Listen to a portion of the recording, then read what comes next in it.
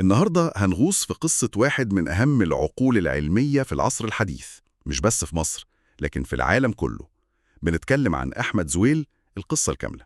والمصادر اللي معانا متنوعة جدا، من محاضرة نوبل اللي ألقاها بنفسه لكتاباته ومقالات عنه، وطبعا سيرته الذاتية الملهمة، عصر العلم. والمهم هنا يعني مش مجرد سرد سيرة ذاتية. لا طبعا، احنا هنحاول نفهم الشفرة ورا رحلة زويل. ازاي شاب بدأ من دلتا مصر قدر يوصل لأعلى تكريم علمي في العالم، وإيه هي بالظبط فكرة الفيمتوثانية اللي قلبت موازين الكيمياء؟ والأهم ايه الحلم اللي كان بيشغله لمصر بعد ما حقق كل المجد ده. دي رحلة عقل وقلب في نفس الوقت. بالظبط. خلينا نبدأ الرحلة دي من مكان البداية، من شغف طفل في دسوق كان بيحلم إنه يفهم العالم شغال إزاي.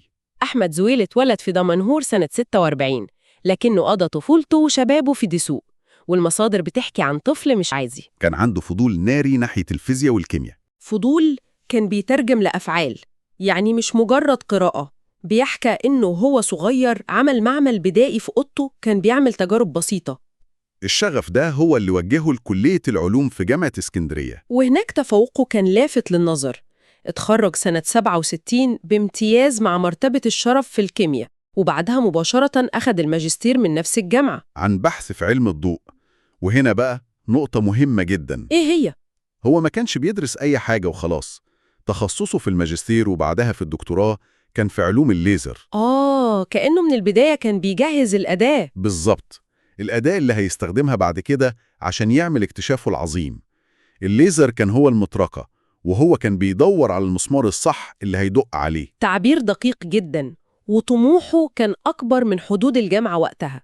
سافر في منحة دراسية لأمريكا، وحصل على الدكتوراه من جامعة بنسلفانيا في علوم الليزر برضه.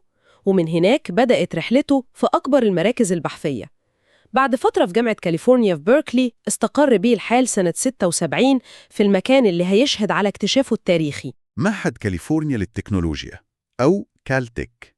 وده مش أي مكان، ده واحد من أهم قلاع العلم في العالم. وهنا القصة بتبدأ تاخد منحنى تاني خالص. كل اللي فات ده كان تمهيد للسؤال اللي هيغير كل حاجة. سؤال بسيط في ظاهره لكن عبقري في عمقه. إحنا في الكيمياء بنعرف المتفاعلات وبنعرف الناتج، لكن إيه اللي بيحصل في النص؟ اللحظة اللي الذرات بتقرر فيها تسيب بعضها وترتبط بذرات تانية؟ المنطقة دي كانت تعتبر صندوق أسود في الكيمياء.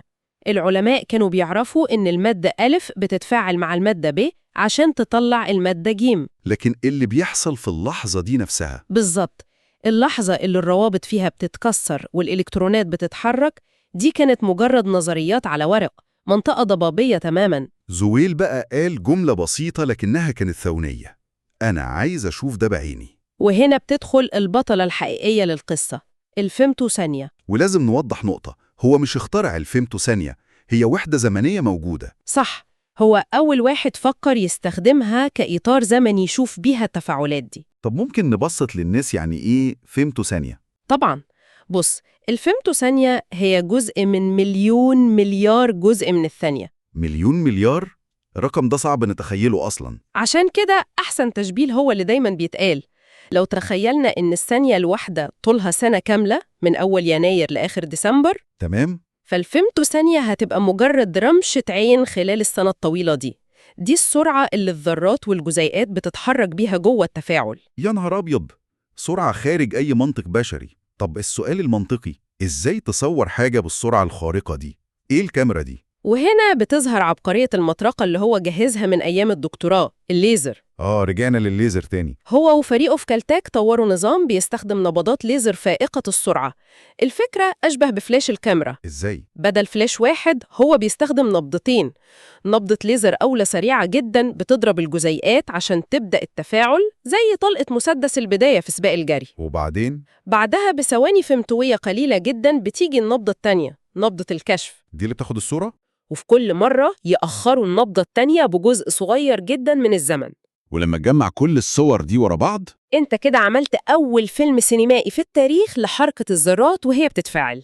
استني، دي النقطة اللي لازم نقف عندها. ده تحول جذري في التفكير جدا. يعني احنا انتقلنا من مجرد معرفة النتيجة النهائية للتفاعل لأننا بنتفرج على التفاعل نفسه وهو بيحصل فريم بفريم. صح.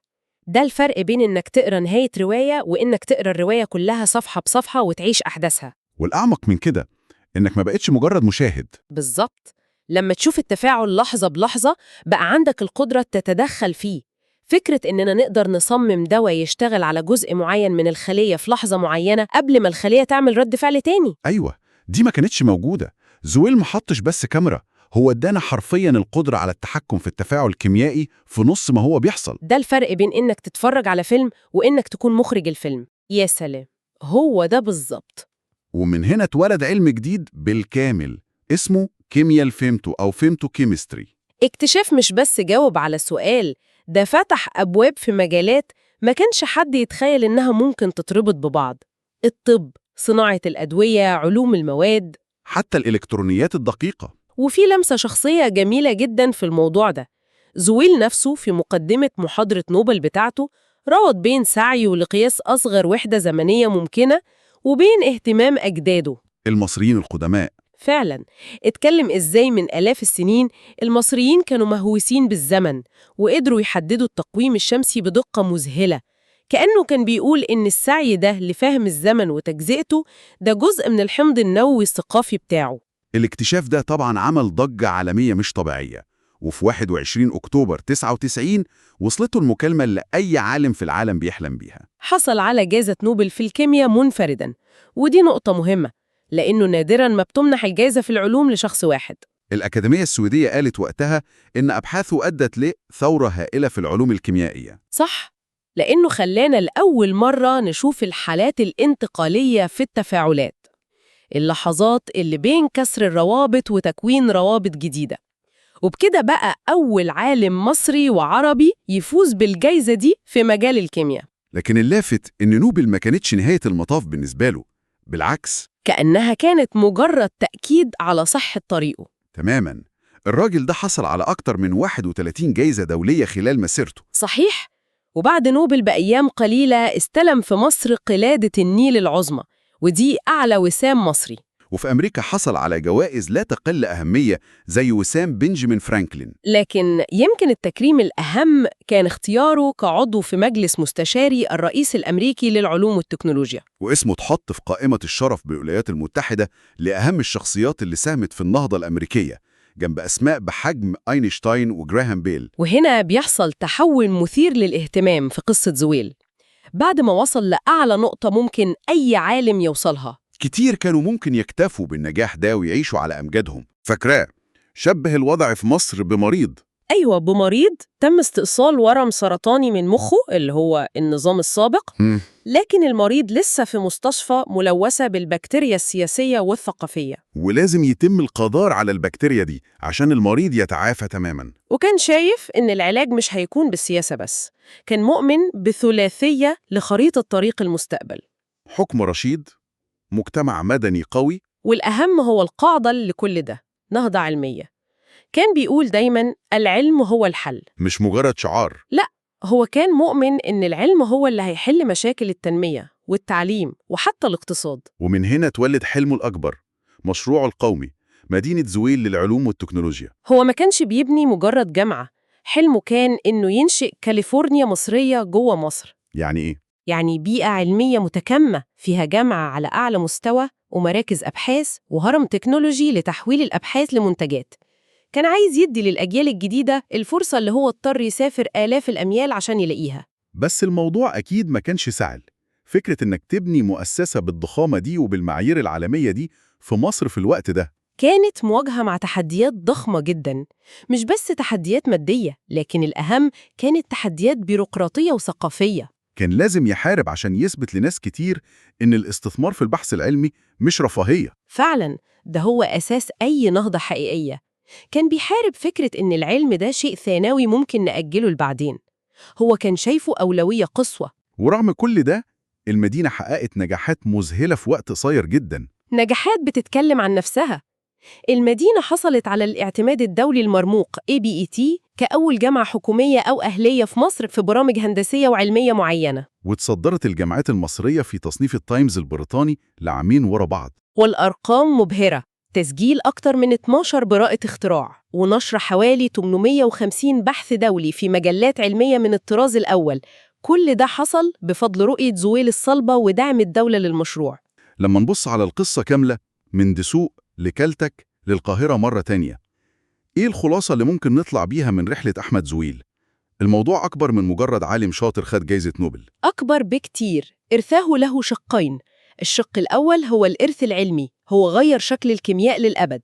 لكن الشق التاني واللي يمكن يكون أهم بالنسبة لنا هنا، هو إرث الإلهام والأمل. شعاره كان دايماً مصر تستطيع. هو جسد الفكرة دي، أثبت إن العلم مش حكر على دولة أو جنسية. وإن أي شاب عنده الشغف والمثابرة والانضباط ممكن يحقق المستحيل فعلا. زويل توفى في 2 أغسطس 2016، وكانت وصيته واضحة وصريحة، إنه يدفن في مصر. كأنه حتى في النهاية كان عايز يرجع للبداية. ورغم رحيله، من الواضح إن علمه وحلمه لسه عايشين في المدينة اللي بتحمل اسمه، وفي كل طالب وطالبة بيشوفوا في قصته دليل إن مفيش حلم كبير على الواقع. وهنختم بفكرة للتأمل هو طرحها بنفسه في كتابه عصر العلم. فكرة مهمة جداً. هو بيقول إن اكتشاف علمي أساسي وبسيط زي اكتشاف الإلكترون في نهاية القرن ال19 كان سبب مباشر في ظهور حوالي 70% من اقتصاد المعرفة العالمي حالياً، اللي بيشمل الكمبيوتر والليزر والاتصالات وكل التكنولوجيا اللي بنعيشها دي. بالظبط. السؤال اللي هو بيسيبه لنا نفكر فيه هو: يا ترى إيه هو الاكتشاف العلمي الأساسي اللي لو حصل النهاردة ممكن يعيد تشكيل اقتصاد العالم كله في القرن اللي جاي؟